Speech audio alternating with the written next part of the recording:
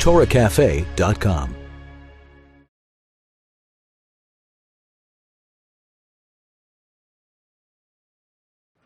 I was very tickled by the picture outside.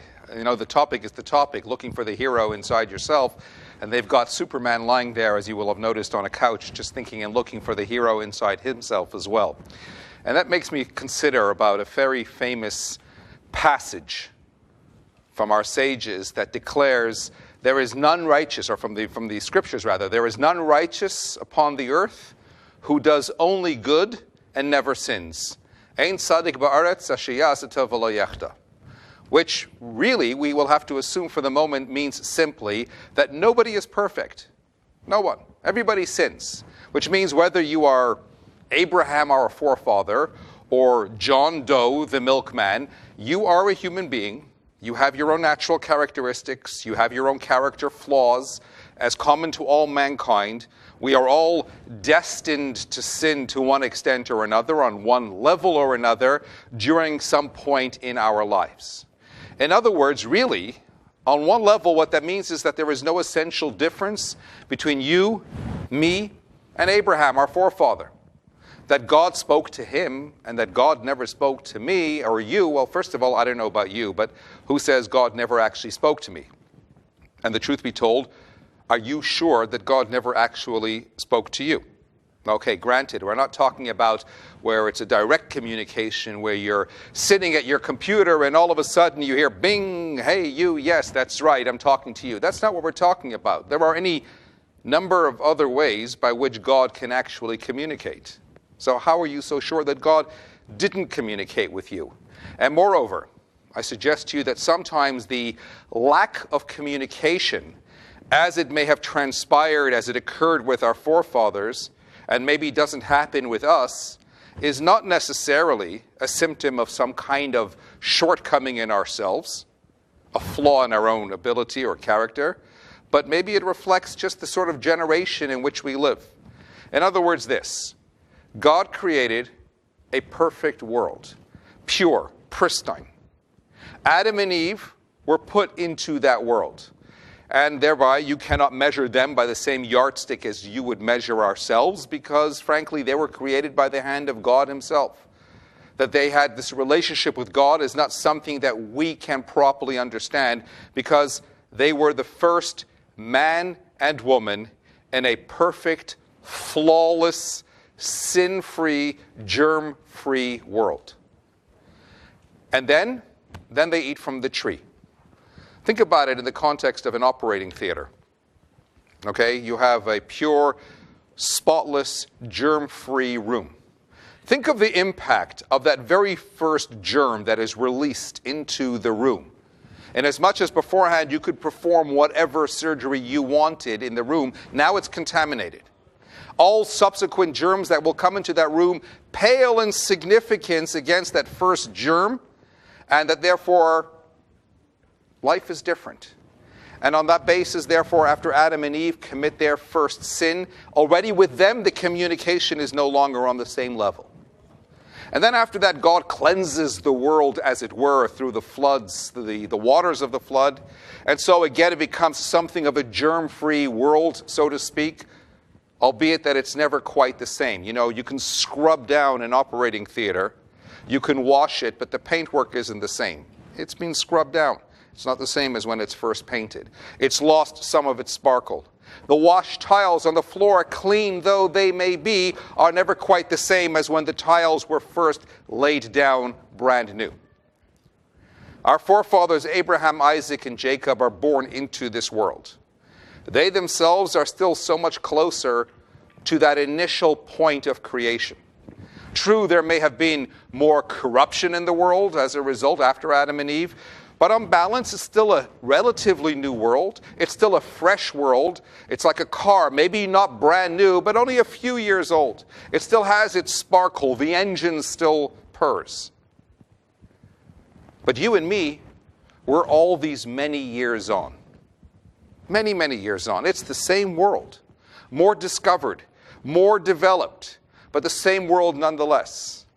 Indeed, maybe there were times and intervals where this world was repainted again and again, washed, scrubbed down through the blood and the tears of the different trials and tribulations of the generations. But it remains the same world nonetheless. And let's face it, it's worn, it's tired, and as such, the divine light which radiates and manifests in this world simply doesn't shine as bright as it may have done at that earlier point in time. So, if God is not talking to me, at least not directly anyway, it's not necessarily a fault in me. It's a reflection of the generation into which I find myself. Or, more succinctly put, the further away we are from creation, and the further the further away we are from Sinai, where we had aspired to such great spiritual, lofty levels, the less the overall spiritual awareness in our world. So it's not my fault. It's not a flaw in me. I am born into a world that is more devoid of spiritual essence than perhaps my forefathers were. That Abraham, Isaac, and Jacob had a sort of relationship with God, and they were such great and lofty spiritual giants, is more to do with when they came into being. Had I been born at that time, who is to say that I couldn't have made it right up there as well? In fact, let me dare do a little exercise with you. Let's consider the personalities of Avraham, Yitzchak, and Yaakov, of our forefathers. Well, let's actually take a step back. Let's even start with Adam. Adam was somebody who was told not to eat from the tree, right? That restriction was actually given to him on the very day he was brought into being, on a Friday afternoon, the way tradition tells us, 3.5 hours before Shabbat came in. I bet there's not a person in this room who doesn't think to themselves, my goodness, what's the big deal? I could have handled that. It's not such a big challenge. You know, you love chocolate. You're allergic to chocolate. You're told, don't touch the chocolate for 3.5 hours, and then you can enjoy, and you won't have any effects. Does that take a whole lot of self-control? Is it such a big deal? So what happened with Adam? Then we've got Abraham. Abraham is born to a rather corrupt, and you have to say, certainly abusive father. I mean, the old man, Terach, looks to take his young son Abraham to Nimrod, the king then, to have him punished for defying the pagan worship which he himself had committed himself to. So Abraham stands there, and Terach watches as this young son of his is taken and cast into the furnace. I mean, if that isn't abusive, I don't know what is. Abraham spends a chunk of his life searching, exploring. There are some opinions that insist that Abraham was actually 3 when he discovered God. Others go on to say he was 40. Others suggest 48. And the truth is, it's no contradiction. We can reconcile these views by suggesting that it was a lifelong quest. He started looking, searching in the innocence of childhood, but he continued always to search, to discover, to explore. In fact, the very first communication he had with God was when he was a septuagenarian. He was 70 years old. We're still all mostly, if not all of us, yes, all younger than that. Maybe we could still get there too. Maybe when we get to be 70, God will speak to us also.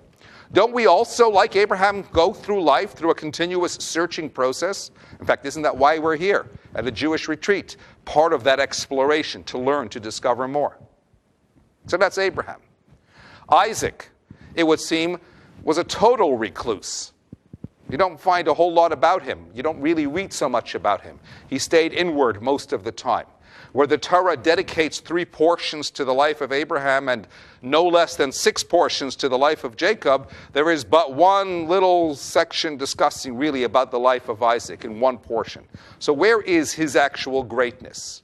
And then there's Jacob, the man who steps out of his tent and he confronts his world. We know that he does a couple of backhanded deals with his brother Esau. He wheels and deals with his uncle Lavan.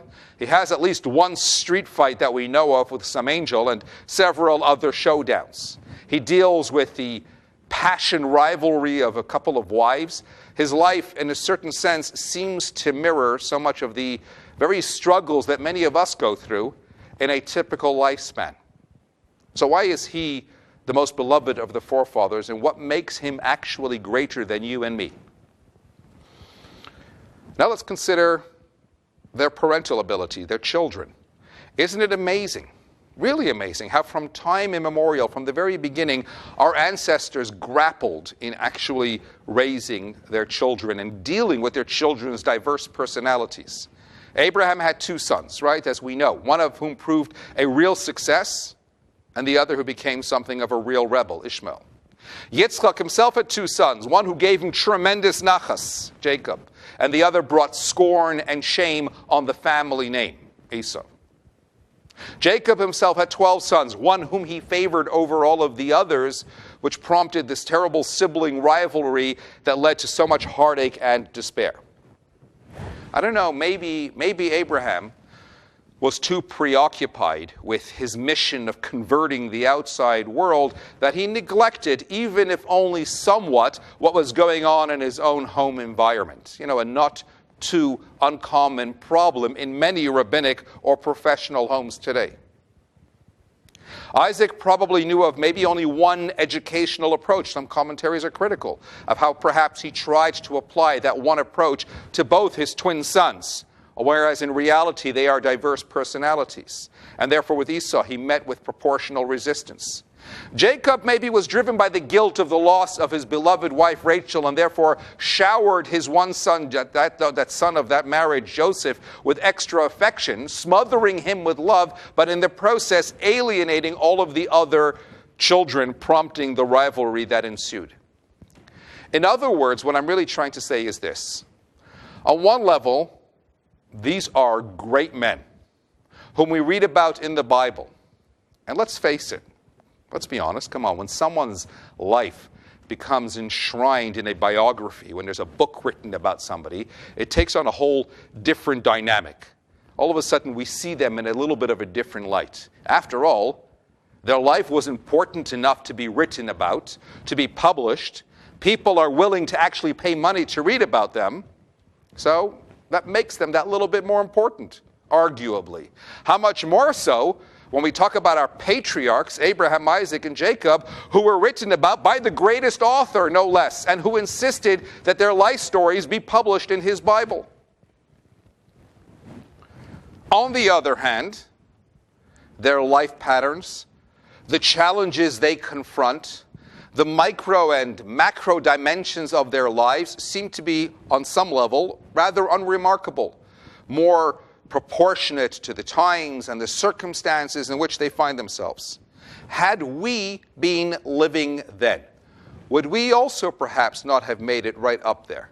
Or to phrase the question a little bit differently, if the Bible would be written by God today, would one of us perhaps have the chance of making it in? That's just by way of introduction. Think about that as we consider the following. Our sages challenge us with the task of trying to continuously ask ourselves the following question. When will my deeds, my actions, my ways reach to the level of that of my ancestors? In other words, when will I be able to become like Abraham, Isaac, and Jacob? Are they actually setting us an unrealistic standard? Or are they actually saying, if only I want to, I can? Are our forefathers and other greats superheroes beyond our grasp? Or are they really, in essence, human beings? And with the right attitude, I could get there too.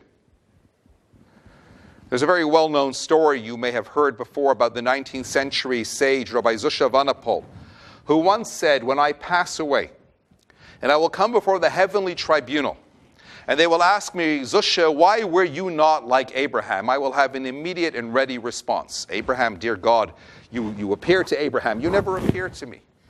If they ask me, Zusha, why were you not like Isaac? Again, I'll have a ready response. Dear God, Isaac, you presented him with the opportunity of sacrificing himself before you on the altar. You never gave me that sort of task or challenge. Why were you not like Jacob? Jacob, the father of the 12 tribes. I only managed a few kids. Kenei Nahara.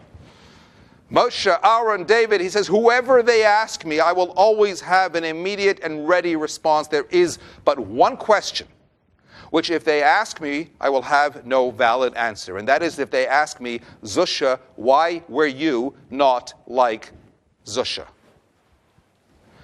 And what Reb Zusha is really teaching us is the importance of having an authentic identity. Be true to yourself. God didn't make us to be like everyone else. If he intended for me to be Superman, then he would not have made me Clark Kent.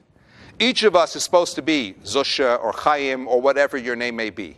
Our objective is not to imitate the success of other people, but to discover our own unique mission in this world. Or as in the famous words of the Rebbe of Kotsk, if I am I because I am I, and you are you because you are you, then I am I and you are you.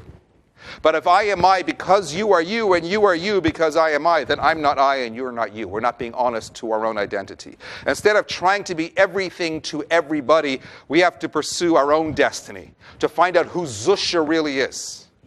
So we might share the same DNA as our forebears and our offspring, but we're talking about character. And just as Adam Nivra Yechidi, Adam, the first man, was created alone, singular, with his own traits and his own habits, we are all made up of our own unconscious patterns, which constantly, daily express our moral fiber. So God doesn't duplicate. He put me in this world in order to be Yitzchak Schochet, not Abraham. He already had an Abraham. He doesn't need another. So what then does it mean when our rabbis challenge us to ask the question, when will I be able to become like Abraham, Isaac, and Jacob? And perhaps we can answer this with a radical statement that was made by Job in the scriptures when he said, Dear God, you created righteous and you created wicked. What does that mean? How can we actually suggest that God created righteous people and God created wicked people? How do you reconcile that idea with the fact that God created us all with free choice, not suggesting that we have certain predispositions? We always talk and we always beat the drum about the free choice that we have. It's one of the critical components so fundamental to Jewish philosophy. For what is free choice? God created man in his image, in his image he created him. When we talk about the image of God, we're talking about the non-physical part of us, the neshama, the soul. But where do we get our drive for morality, our innate sense of right and wrong? That drive is from the soul, which is in the image of God. But we're saying something more than that as well. Just as God, so to speak, has independent choice, every human being was created also with independent moral choice. Having been created in the image of God means that we have been created with the ability to choose one way or the other. Why is free choice so important, so significant? What is it about free choice that makes us so special? Well, when you think about it, because life only becomes meaningful as a result of our ability to choose. In other words, for example, the difference between being programmed to love somebody or the choice to love somebody is precisely that which makes love significant. If I don't have the choice to do good and I just simply am programmed to do good, then there's nothing meaningful in my actions. I don't deserve reward for it. But if I'm faced with the balance and I have the ability to do either good or evil, then good becomes significant. And therefore, for free choice to operate, evil has to exist. There has to be the possibility. If every time somebody chooses evil, God is going to step in, he's going to interfere, then again, there's no moral choice. Freedom of choice means that a world in which a human being can make himself into a Moses can also carry the very real possibility of a man creating himself into a Pharaoh or a Stalin or what have you. You know, it's the whole explanation about the famous story we read last week. I won't go into detail about it with the spies. And it's the one time, the only time that God actually said to Moses, do what you want to do. Moses wasn't sure, should I not? The people said, we want to send in spies. Moses says, God, what do I do? God says, do what you want. Frankly, that in itself should have been the obvious answer. Forgive me, ladies, but every man knows when the wife says, do what you want. Okay, I know when my wife says, do what you want, what she's really saying is don't do it. But if you're going to do it, do what you want, and well, the consequences will come later. So when God says to Moshe, do what you want, that in itself should have been the obvious answer. And yet, nonetheless, Moshe understands on a deeper level, this is where God, for the first time, is actually giving people absolute free choice. Sure, they got a Torah beforehand, but in that Torah, God already said what people should do and what they shouldn't do. And by virtue of the fact that God tells you what you should do, of course you have choice, but your choice is already influenced by you knowing what it is that God wants you to do. In this one instance, it was a clean slate. Blank slate. There's no right thing to do, there's no wrong thing to do. Go into the land if you so want, spy it out. The consequences will be dependent on how you come back with whatever report you're going to offer. Rabbi Shlomo Ephraim of Luzhinsk was a great 16th century scholar. And he wrote a commentary on the Torah called the Kli Yakar, in which he explains the whole concept of nature and nurture. How we are all born, yes, with a certain propensity towards something. And whilst the nurture element is what others would look to influence on our lives, in other words, you can be nurtured. Parents nurture their children. Teachers nurture their students, etc. Those are things that are superimposed onto our characters. The nature element, that's what we are born with, certain leanings towards certain directions. And that's actually a lot more difficult to shake off. That's already part of your spiritual DNA. And now to be sure, Rambam, Maimonides, insists that no person is ever held captive by his natural characteristics. We all have an opportunity and the option to change. And yet I should stress, even that change in itself doesn't necessarily mean, for example, changing my stubborn nature, such that I'm now no longer stubborn, but it does mean that I'm able to channel that stubbornness in a more meaningful, positive direction. And here is where we bring this all together. Mysticism tells us something a little bit more. Let's consider Jacob and Esau. Esau wasn't born evil any more than Jacob was born naturally righteous. Esau was born with a more natural disposition towards evil. So you'll say to me, well, where's the fairness in that? Where's the justice in that? Where's the free choice? Says mysticism, if he's born with a greater leaning, a natural propensity towards evil, then he's also born with a unique strength and ability by which to overcome it as well. But just to give you context, a man once came before the Lubavitcher Rebbe. And the rabbi who brought him introduced him and mentioned the fact that he was, at that point, dating a non-Jewish girl with intent to marry. And the Rebbe looked to this young man and said to him, I envy you. And the young man looks to the Rebbe and is probably thinking, you envy me? I mean, you haven't even seen her. She ain't all that. What do you mean you envy me? And the Rebbe went on to explain. The fact that God presented you with such a challenge means that you have unique strengths and abilities also with which to be able to overcome that challenge. That I don't have such a challenge means that I'm not endowed with such strengths. That's what Job means when he says, dear God, you created evil, you created righteous. No one is created wicked. But some people might be created with the challenge of having to grapple more with wickedness, whilst also being endowed with the strengths with which to be able to overcome. And indeed, when rising above that challenge, they have effectively achieved their purpose in life. Does that then mean that Esau, if he only wanted, could have become a Jacob? Up to a point. And as much as God created souls that have the challenge of grappling with evil, it's true, God also creates unique souls that have this special righteous element to it. The Talmud relays a story about a great sage who observed a man approaching a woman, and they were both heading in the same direction. And they said, you know what, let's travel together. And the great Talmudic sage decided to follow them, just to make sure that as they're traveling on this lonely road together, they don't do anything inappropriate.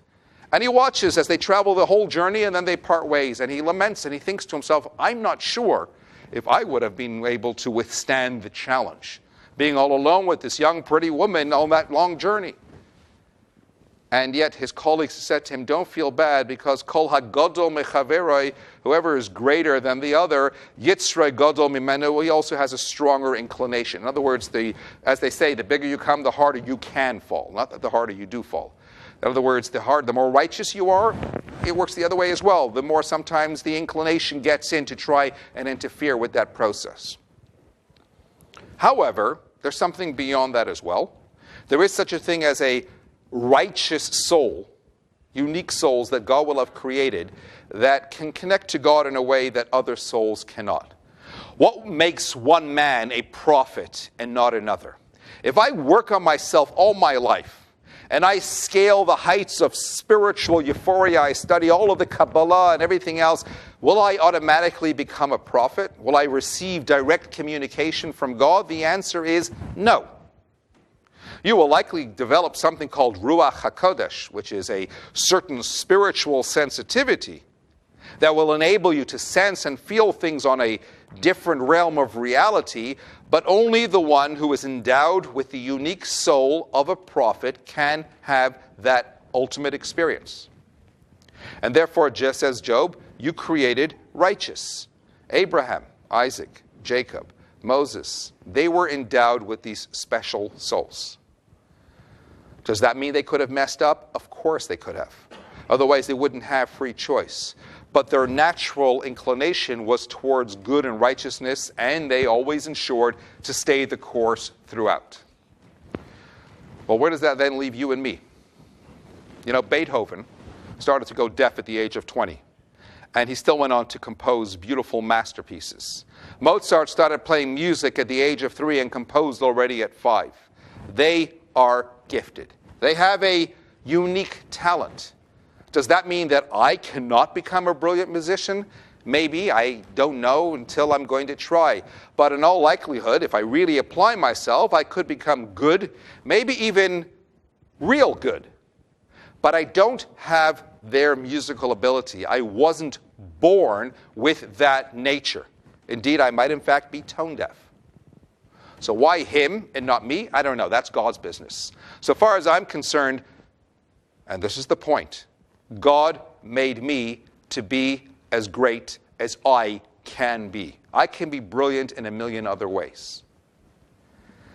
So when we talk about Jewish heroes, when we talk about the greats like Abraham, Isaac, and Jacob, and whoever else besides, and we say, when can I be like that? What we're really saying is, no, not that I should become actually like them, but rather, just as they aspire to be all that they can be, so too, we are challenged to aspire to be everything that we can be as well. If you mess up along the way, don't be discouraged. After all, like we mentioned, look at the challenges they grappled with on their road to perfection. As heroic as they were, yes, on some level, they were also very much human beings. Stay the course, and you can reach to where you really are supposed to be. Always remember this. It's the perfect motto for life. The tragedy in life is not aiming too high and missing. It's aiming too low and reaching. And I'll say it again because I believe if every one of us commits to that ideal, we'll succeed in everything we do. It's not about aiming too high and missing. It's about aiming too low and reaching. That would be a tragedy. Always aim higher. Let me actually just sidetrack here for a second. But that's not leadership either. So I'd have to conclude that the bare basic minimum definition of a leader is somebody who has followers. By virtue of the fact that some people have chosen you to follow, automatically makes you a leader. Which begs the question, okay, but how come some people attract followers and not others? One theory suggests that leadership is simply something you're born with. Either you have it or you don't. Sociologist Max Weber calls it charisma. Other suggest that it's something that's genetic. It's your character. For example, if you are born brave, wise, and strong, then you have what it is to be a leader. But if you lack sense, if you're weak, if you're cowardly, then you're hardly likely to become a leader.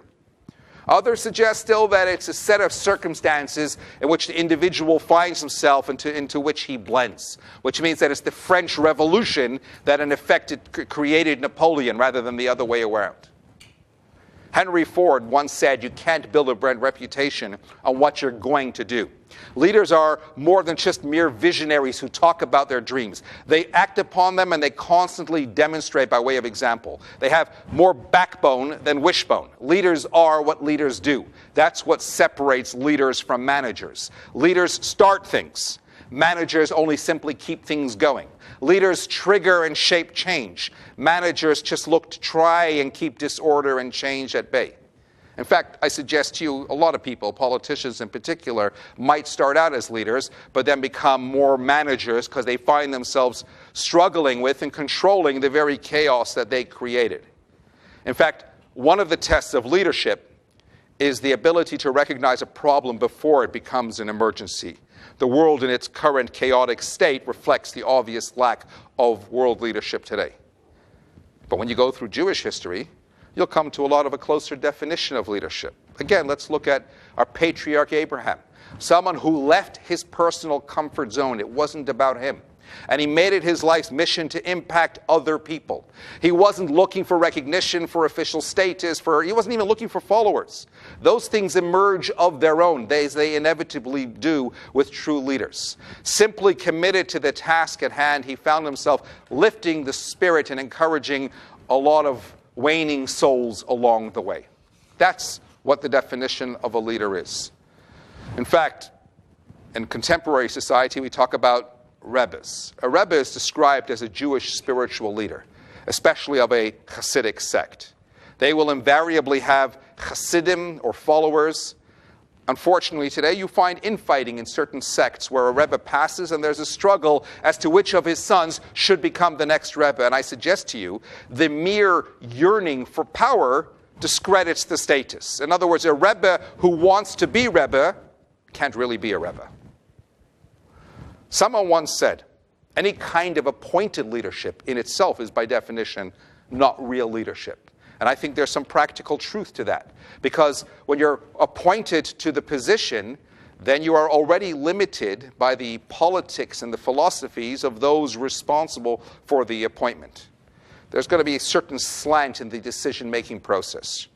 True leaders are those who are genuinely initially reluctant to rise to the mantle. They're not ego-driven and they could rather do without the stature. Didn't Moshe himself decline several times to be the one responsible for taking the Jews out from Egypt?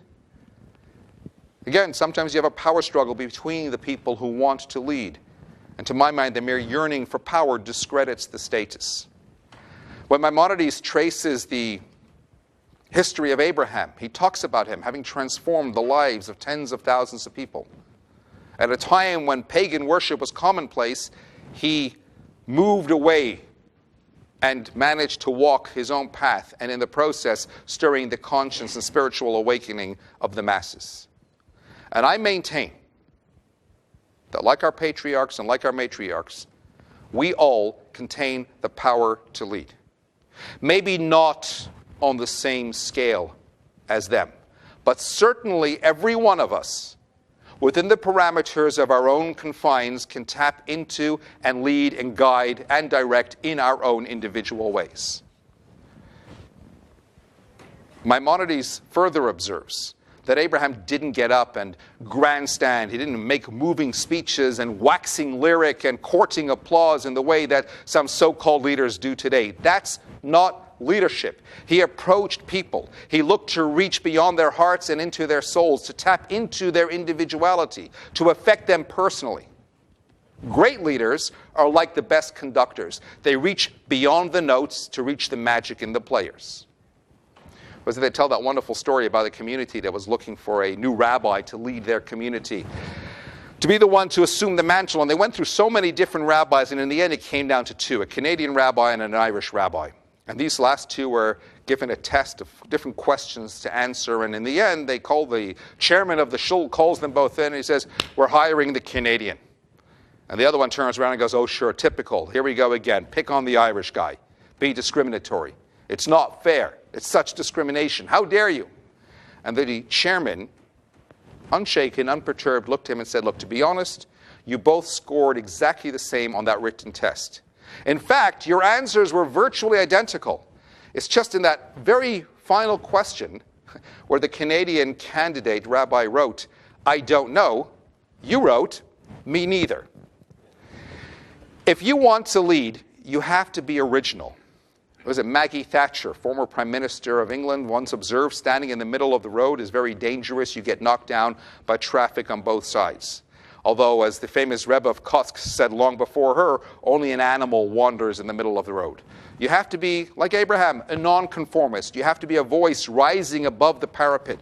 You have to really have the necessary backbone, and trying to be all things to all people is not what's going to make the necessary impact of leadership. A man who wants to lead the orchestra must be prepared to turn his back on the audience.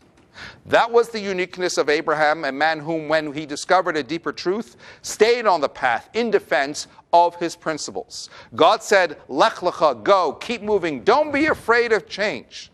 To the land which I will show you, don't be afraid of the unknown. Confront every challenge as it presents itself."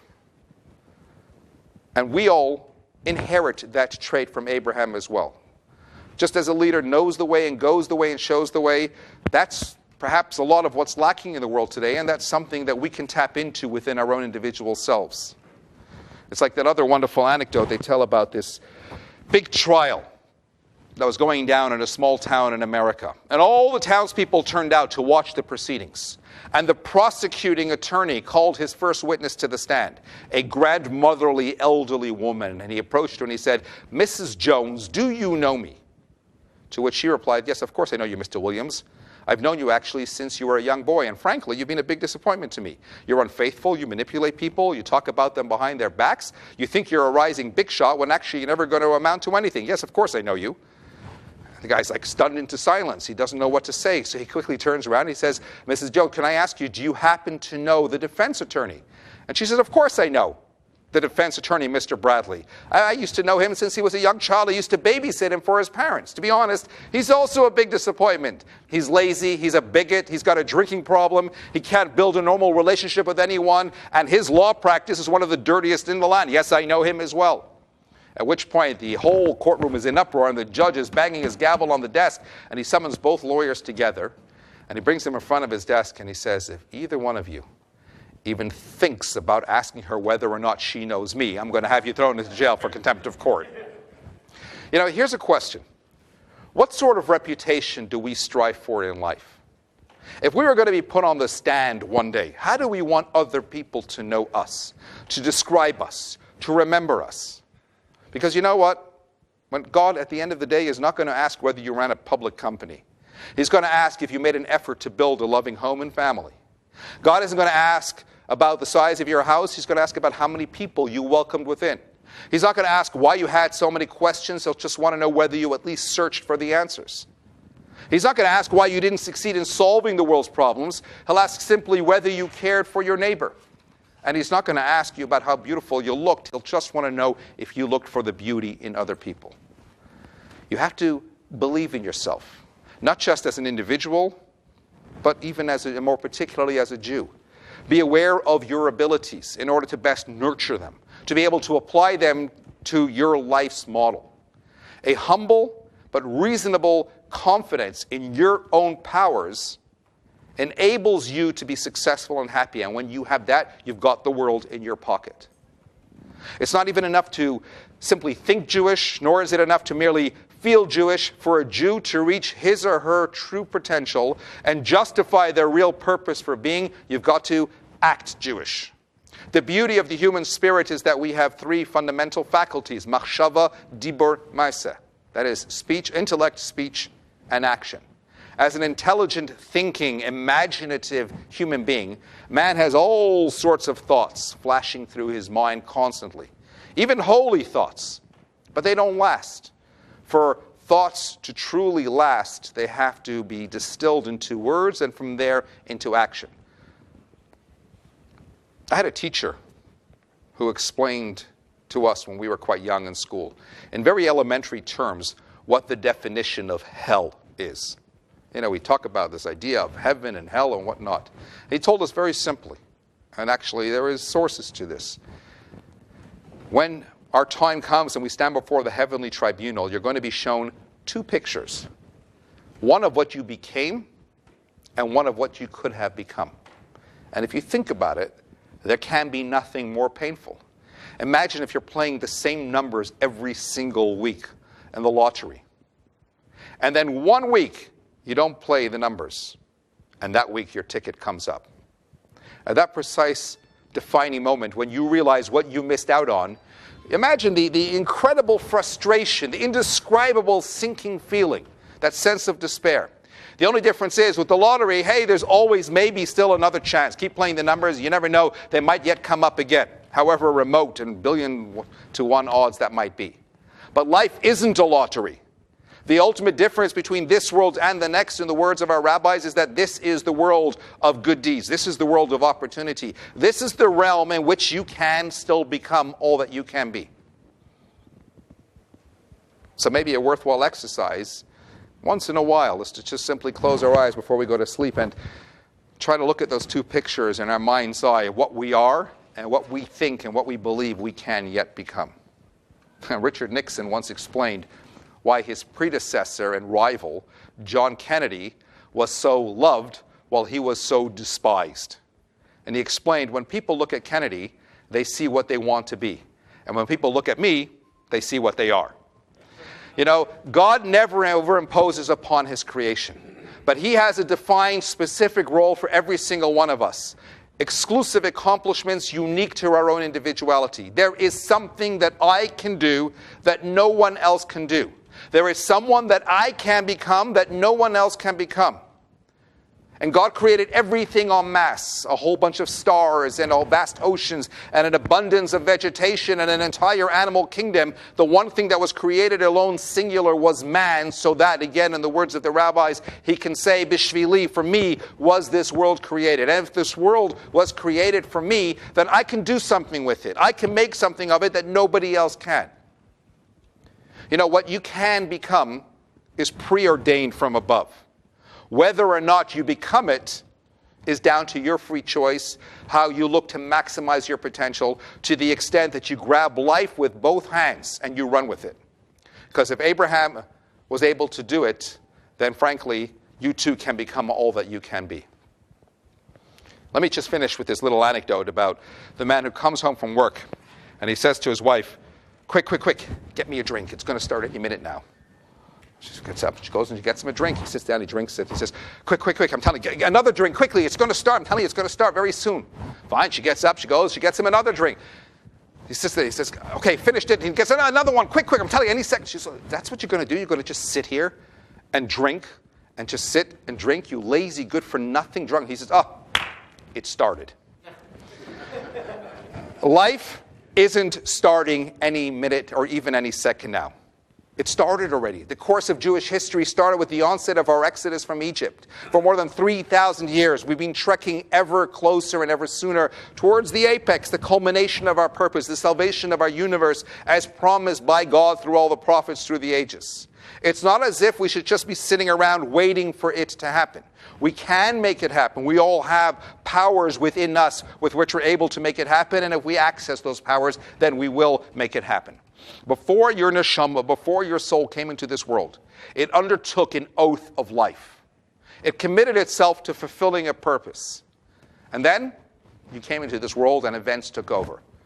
We're diamonds in the rough, and we spend an entire lifetime removing whatever it is that covers over the inherent beauty and priceless gem that is our spiritual essence. It's all about finding your way back, peeling away the layers that maybe we've allowed to obscure our vision, our dream, and our very ability to make it real.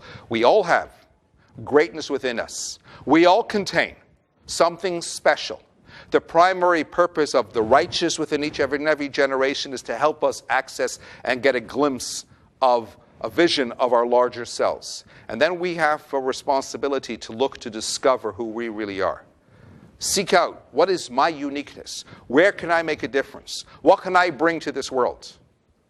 Because as a result, we can become champions and heroes for other people as well. And so, when will my actions mirror that of my forefathers? I look to them, and I know that to achieve anything requires faith and belief in yourself, vision, hard work, determination, and dedication. And we know that certainly all things are possible for those who believe with certainty and know that you can achieve and you can become. There's more to us than perhaps we might even be aware. If we can be made to see it, perhaps for the rest of our lives, we'd be unwilling to settle for anything else. Because this world is not moved only by the mighty shoves and heroics of great men, but very much and even more so by the tiny little pushes of each smaller hero. Look for that hero inside yourself and do your bit, whereby you will certainly be able to bring salvation to yourself, to your family, to our homeland Israel, and indeed to our world. Thank you.